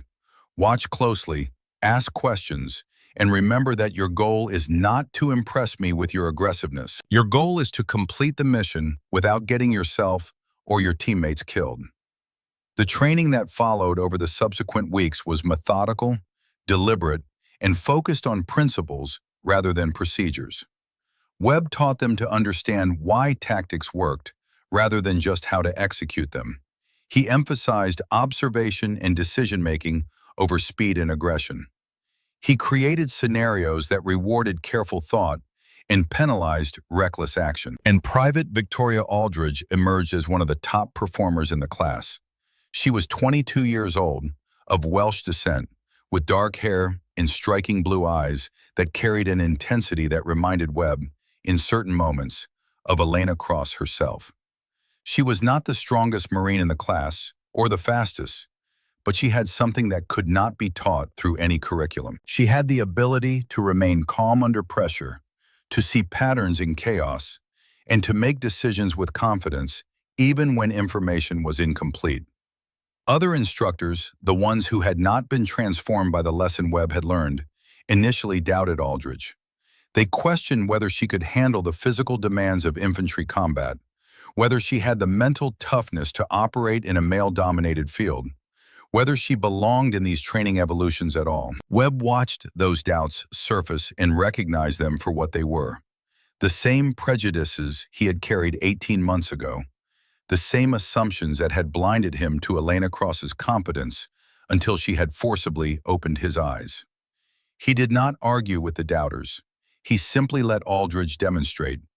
In the obstacle course, she posted times that placed her in the top 15% of all Marines, male or female, who had attempted the course that year. In marksmanship qualification, she shot expert with both rifle and pistol, her groups tight enough to stack rounds through the same holes. And in CQB training, she moved through the kill house with a fluid precision that made Webb nod with approval and think, yes, she's got it, she understands. The defining moment came during the final evaluation exercise, a complex scenario that combined hostage rescue with active threat engagement under simulated stress conditions. The scenario was designed to be overwhelming, to push Marines beyond their comfort zones and reveal how they responded when their training was tested by variables they had not anticipated. Aldridge's team breached the compound, cleared the initial rooms, and reached the hostage scenario with textbook precision. But then the scenario shifted. The role player designated as the hostage suddenly revealed a concealed training weapon and became a threat. It was a test of recognition speed and decision-making under conditions of maximum ambiguity. Aldridge's team hesitated, caught between their training to protect hostages and the sudden revelation that the hostage was actually a combatant. In that moment of hesitation, the role player could have theoretically killed 3 Marines. But Aldridge did not hesitate. She saw the weapon appear, processed the change in tactical situation, and engaged the threat with 2 precisely placed simulation rounds before her teammates had even begun to react. Her movement was so smooth, so economical, that it looked almost casual. But Webb, watching from the control booth, recognized it for what it was, the demonstration of principles over procedures, of understanding over rote execution. After the exercise, as Aldridge's team conducted their after-action review, one of the older instructors approached Webb with an expression that mixed surprise and grudging respect.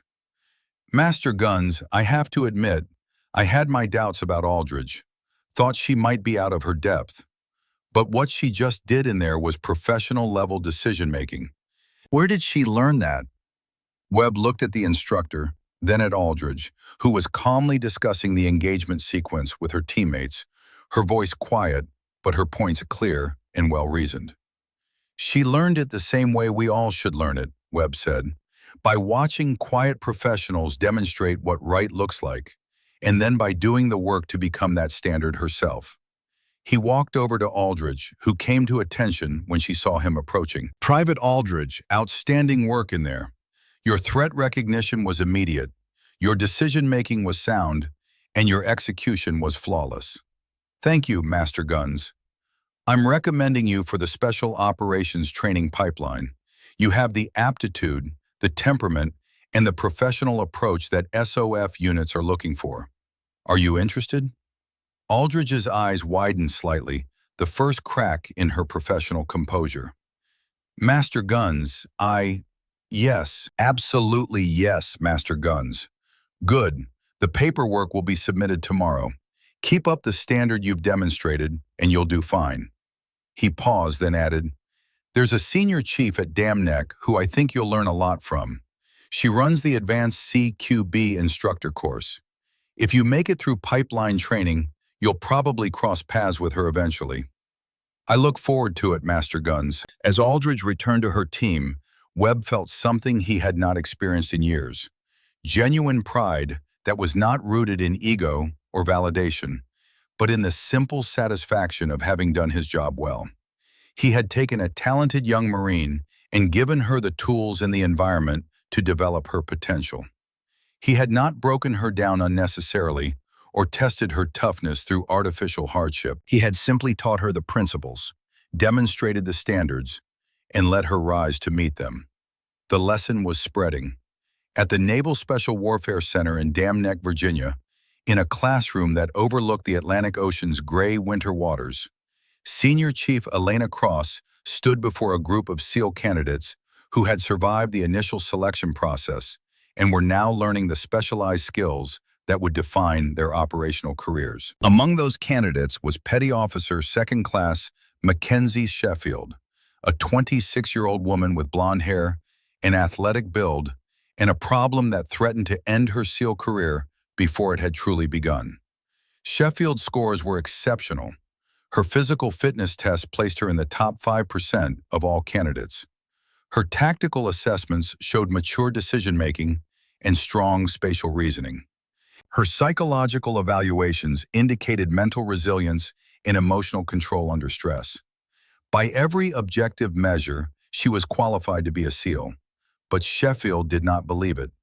Cross had observed this pattern developing over weeks of training, the subtle tells that indicated someone whose external performance did not match their internal self-assessment. Sheffield trained harder than anyone else, pushed herself beyond reasonable limits, and volunteered for the most difficult evolutions. But her eyes carried a doubt that no amount of achievement seemed to erase. Cross recognized it because she had felt it herself, 20 years ago, when she had been the young operator trying to prove she belonged in a world that had not expected her to enter. The doubt was a poison that could ruin even the most talented operators, not because it prevented success, but because it prevented the confidence necessary to make split-second decisions in combat. After a particularly grueling training evolution in the kill house, Cross approached Sheffield as she was cleaning her weapon in the armory.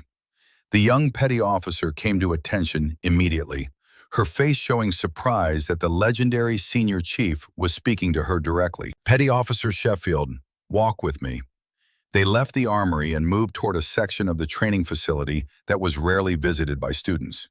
It was a conference room that had been converted into a kind of informal memorial, its walls covered with photographs spanning 4 decades of naval special warfare operations. Cross stopped before one photograph that showed a group of SEALs in desert camouflage, their faces lean and weathered, their eyes carrying the 1,000-yard stare of people who had seen things that changed them.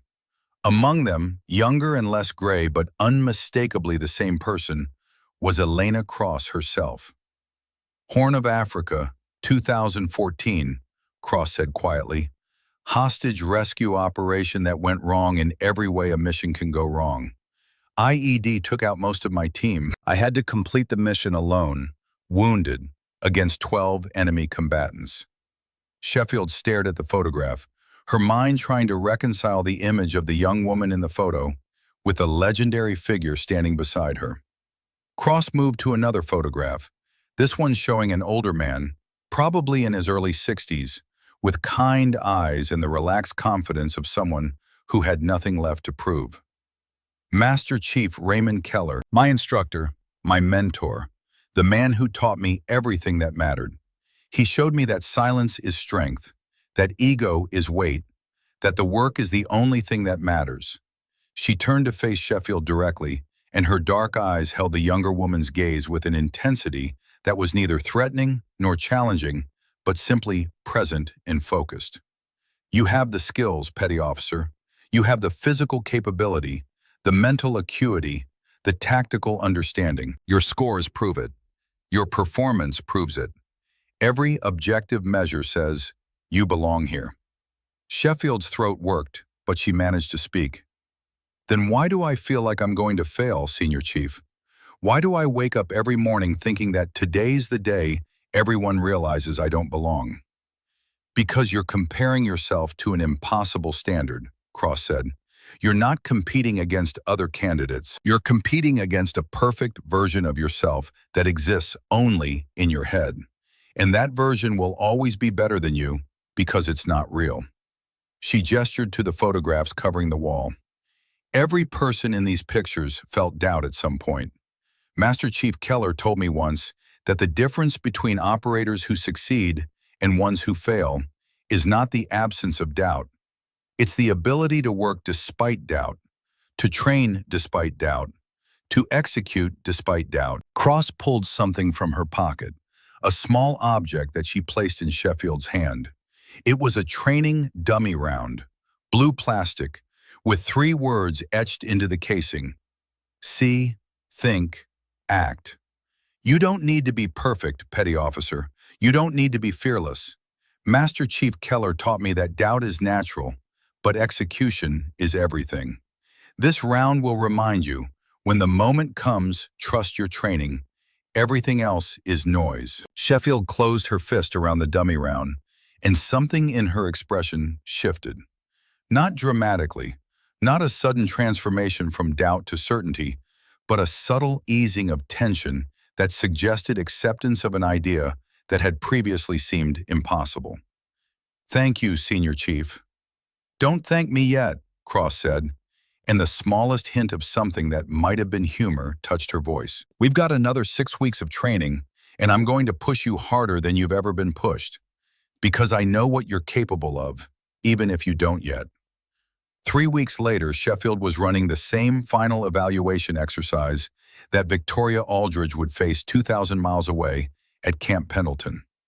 The scenario required her to disarm an instructor who was playing the role of a panicked civilian with a weapon, a test of speed, precision, and confidence. The instructor was a veteran SEAL with 15 years of experience, 6 feet tall, and 200 pounds of muscle. Sheffield stood 5'7" and weighed 140 pounds, soaking wet. The physical disparity was obvious and intentional. The test was not about strength, it was about technique, timing, and commitment. Cross watched from the observation position, her expression neutral, but her attention absolute. This was the moment where Sheffield would either trust her training or let doubt paralyze her. There was no middle ground. The scenario began. The instructor raised the training weapon in an aggressive but uncontrolled manner, simulating a panicked individual who had armed themselves during a crisis situation. Sheffield was tasked with resolving the situation without injury to herself or the civilian. For a brief moment, perhaps half a second, Sheffield hesitated. Cross saw it in the momentary tension in her shoulders, the slight backward shift of her weight. The doubt was rising. The voice in Sheffield's head probably screaming that she could not do this, that she was not strong enough, that she did not belong here. Then Sheffield moved, and the doubt disappeared beneath the smooth application of everything she had been taught. She closed the distance with the same explosive efficiency Cross had demonstrated in the Camp Pendleton kill house. Her hands found the weapon and applied leverage at the optimal points, using the mechanical advantage of joints and angles, rather than relying on strength. The instructor, playing his role but also genuinely resisting, found his grip overcome by physics and proper technique. Sheffield secured the weapon, cleared it, and established control of the training situation in 1.4 seconds. Not as fast as Cross's 1.2, but well within the acceptable parameters for a candidate still in training. The instructor, stepping out of role, nodded with genuine respect. Outstanding, petty officer. Textbook execution. From her observation position, Cross gave a single, minimal nod. She did not smile or celebrate or offer excessive praise. She simply acknowledged that Sheffield had done the work, had trusted her training, and had executed when execution mattered. After the exercise, as Sheffield was preparing to leave the training facility for the day, Cross approached her one final time. "You kept the dummy round?"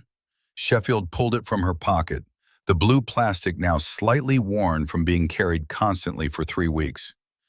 "Yes, Senior Chief. It reminds me to focus on what matters." "Good. You're going to graduate this course, Petty Officer Sheffield. Then you're going to have an operational career, and eventually, you're going to train the next generation. When you do, remember what you learned here. Teach them to see, think, and act. Teach them that doubt is normal, but action is necessary. Teach them to be quiet professionals." Sheffield's eyes held a question she was not quite brave enough to ask. Cross saw it and answered anyway. "Yes, I still feel doubt sometimes. Even after 20 years, even after 200 missions, even after every achievement anyone could want. The doubt never goes completely away, but I've learned to work despite it, and now you have too." 6 months later, Sergeant Kyle Brennan sat in a small coffee shop near Camp Pendleton, having returned from his deployment to Afghanistan. Across from him sat Master Gunnery Sergeant Garrett Webb, who had invited him for what Webb had described as an informal conversation. "I wanted to thank you, Sergeant Brennan," Webb said, his tone genuine and reflective. "Your after-action reports from Afghanistan have been invaluable for updating our training curriculum.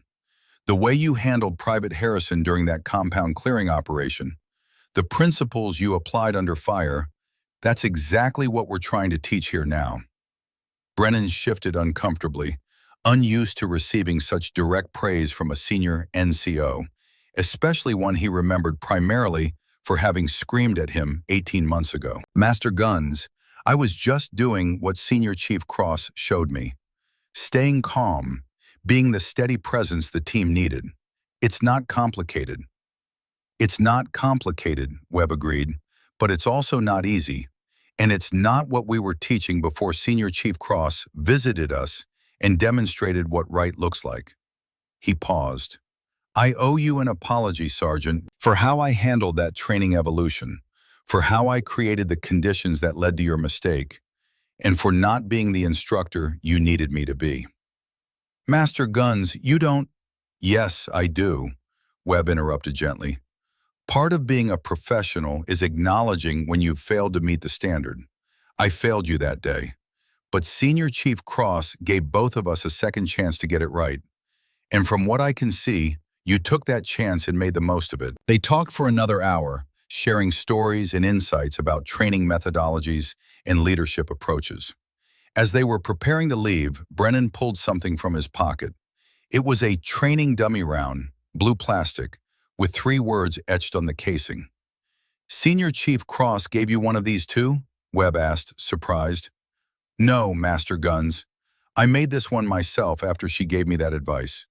I've carried it through 7 months of deployment, and when I make Sergeant Instructor next year, I'm going to pass it on to the next person who needs to learn what we learned."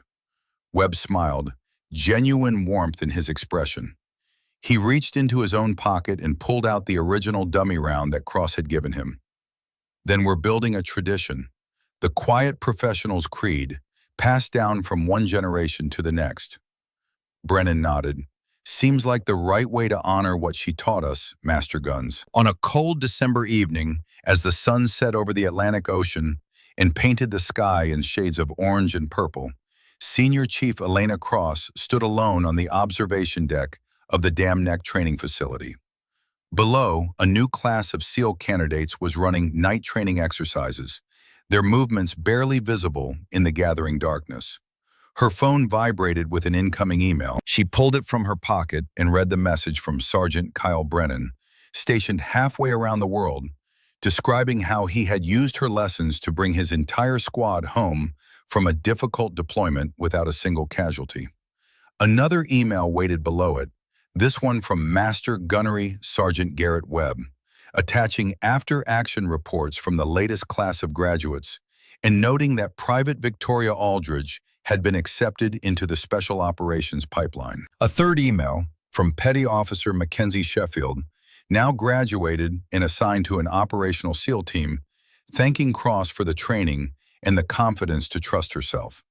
Cross read them all without expression, but something in her chest loosened slightly, a tension she had carried for so long that she had forgotten it was there.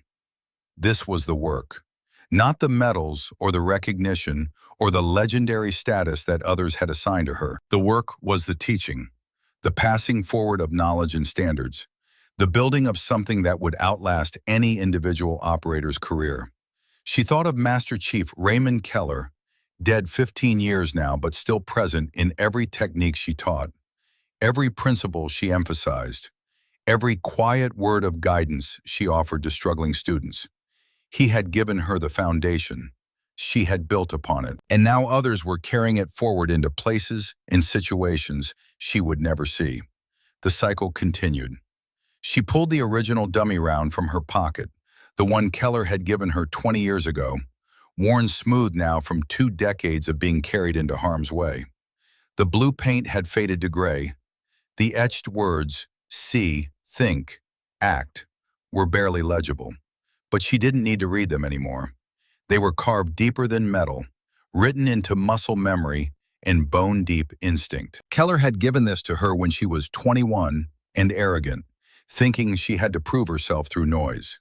She had given one to Webb when he was 43 and defensive, clinging to the wrong kind of strength. Webb had given one to Brennan. Brennan had made one for himself. Sheffield carried hers. Aldridge would receive one eventually. The rounds were multiplying, spreading like a virus of competence through the warrior culture. Each one a small blue reminder that silence was strength, that ego was weight, that the work was everything. Keller would have smiled at that. A small, quiet smile that said more than words ever could. Cross pocketed her phone and descended from the observation deck. She had another class starting tomorrow, another group of young operators who needed to learn to see clearly, think calmly, and act decisively. The work never stopped. The mission was eternal. And that, she thought, as she walked through the darkening training facility, was exactly how it should be. The quiet professional did not seek recognition or immortality. The quiet professional simply did the work, passed the lessons forward, and trusted that the mission would continue long after any individual warrior had returned to dust. That was enough. That was everything. Below her, in the kill house, a young female candidate, no older than Cross had been when Keller first taught her, moved through a breech drill with careful precision. Her movements were still rough, unrefined, but the fundamentals were there. The quiet focus, the controlled breathing, the eyes that saw everything and assumed nothing. Cross watched for a moment, then turned away. That candidate didn't need her observation. She needed repetition, failure, correction, growth. She needed time and pressure and the 10,000 hours that transformed training into instinct. She would get there, or she wouldn't. Either way, the work would continue. Cross descended the stairs into darkness, her footsteps silent on concrete, a ghost disappearing into the shadows where she had always belonged. Behind her, the kill house hummed with purpose, alive with the endless cycle of warriors becoming. The mission was eternal. The quiet professional endured. And the work, as always, was enough.